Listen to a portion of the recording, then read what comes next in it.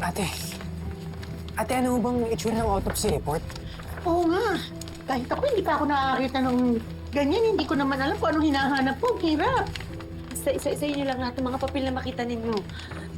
Sigurado ako nandito yun. Hindi basta itatapon ni Wilfred yun.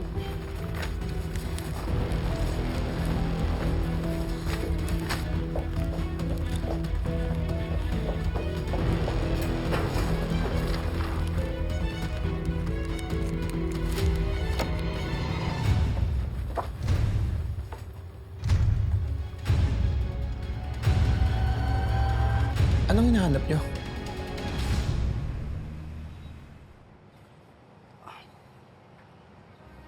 Magandang hapon.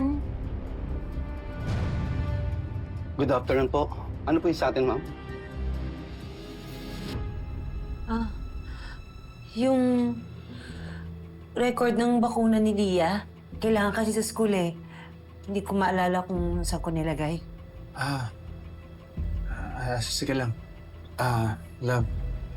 May kakwento sana ako sa iyo eh. Ano yun? Si Ronnie, tinanggal ko sa kumpanya.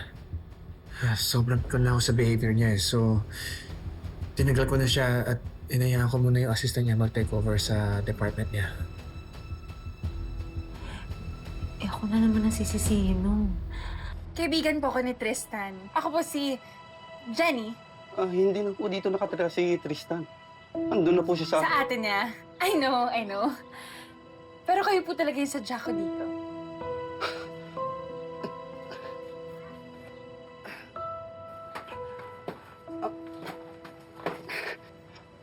Ma'am, maupo muna po kayo.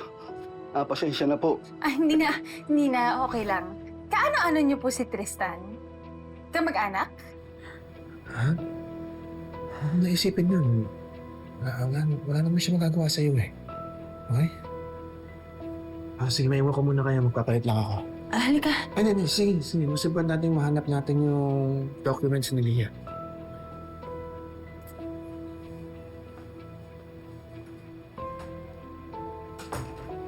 Alam niyo, bilisan na natin, ha?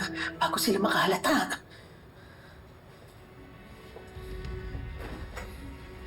Hindi po. Kinupkup ko lang po siya noon. Kasi nagkahiwalay sila nung ate niya, right?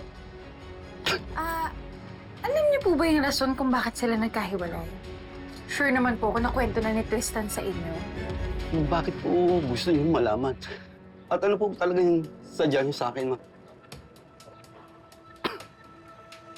Gusto ko pong malaman lahat ng alam niyo tungkol kay Tristan at sa kapatid niya.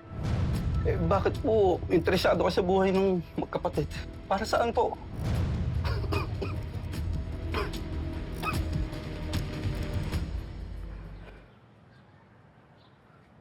Kuya, yung bahay niyo sira na.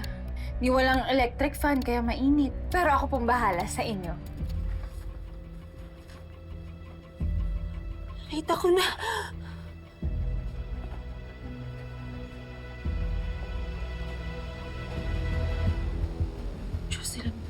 Jocelyn Santos. Anong nakasulat dyan? Severe cranial trauma. Multiple impacts to the occipital bone. Consistent with repeated blunt force fracture suggests that the victim's head was slammed multiple times against a hard surface, likely a stone or rock. Laceration match uneven jacket edges. Anong sabi? English kasi hindi ko naiintindihan. Tama yung sabi ni Tristan. Hindi nga ako yung pumatay kay Joy. May ibang pumatay sa kanya.